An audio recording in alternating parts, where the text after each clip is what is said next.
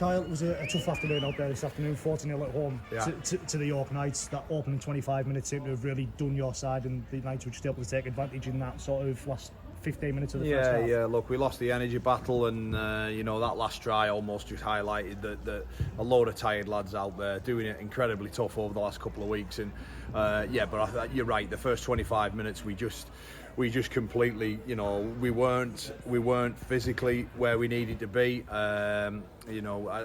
As soon as I saw the team and the front load and the four middles on the bench, we knew what was coming.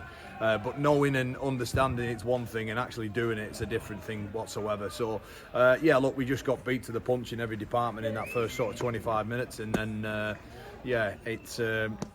actually felt that we had a better response in that second half. Although the scoreline was exactly the same, 20-0 if you want to look at it that way. I don't think structurally they broke us down. They scored a barge over, which is just detail. The kick through where Matt Walsh can't quite deal with it, but look, that happens in a young winger's career. He'll learn from that. They had 3 sets in our good ball, and apart from that last try, they scored twice. So I don't actually think structurally they picked us apart really. I thought if anything, we won the field position in that second half, but we had a fair few sets down there, Joe. But we just weren't able to put anything together, and you have to sometimes credit the away team really, that their league position isn't probably reflective of where they are right now. Their new coaches have come in and implemented things in there, and they look like a team that's going to threaten in that final running come sort of September, October time. So. But for us, look, we're just going to look to get a little bit better and understand that we're all in this together, and there's nobody else that can get us out of it. We just got to stick together. We've got a very, very difficult game at Wakefield next week, where if we're honest and we're realists, then it's going to be an incredibly difficult challenge. But there's stuff in there that we can take into it, because those last 3 games we've got to be absolutely ready with no more excuses. That we've got an incredibly tough job on our hands. 2 away fixtures before a final home game here, with everybody in and around that scrapping for it. So that's the juicy part. I understood that when I walked in, that was where it was going to be.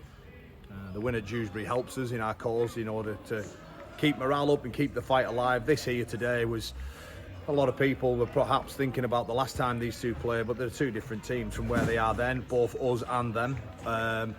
We just got beaten by a well better team, but just physically beat up in that first 25 minutes, and you can't recover really. I was lucky enough to sit in on your video session this week, and one particular player you worked on was Hato Ngannou, but also one player was them coming to that short side. Yeah. Must have been disappointing, because it was a similar player to what you conceded that first try on after. Is it something that you picked up on as well? Oh yeah, look, I mean, you can give the players all the information and everything you want, but the heat of the battle, and when you are losing ruck after ruck after ruck, all that goes out the window, George. And the reason why each of the professional levels are where they are, because those players, as you progress up through that, not only in terms of leagues, but from bottom of the league to top of the league, they're able to make better decisions under fatigue at speed, and so when we're on the back foot and we have got no foothold in the game whatsoever, a couple of the tries were ugly because it was people trying to, we're almost trying to solve it ourselves in many different ways and not staying connected. But look, it is what it is. Again, these were chasing a playoff. We are chasing a relegation scrap. That's the reality. That's the gulf between the two, and we can only look what's ahead now. You mentioned looking at what's ahead. Obviously, you mentioned that they were able to load the forwards up with middles. Obviously, you welcome Jake Carton and Dean Gebby back, but their backs essentially, it was always going to be a struggle. What's the next few weeks looking like in terms of? I mean, are you able to welcome any further bodies in? Potentially Connor Holiday. Connor Holiday, yeah. But Ryan King obviously was playing busted today. The idea was to start him. He picked up that knee injury at Dewsbury, so that made it difficult. And just the rotation of what we were able to do is tough. But I thought Gebby, when he came on, I thought he had some really good impact and won a couple of penalties. And look, we just have to reassess next week and see where we're at.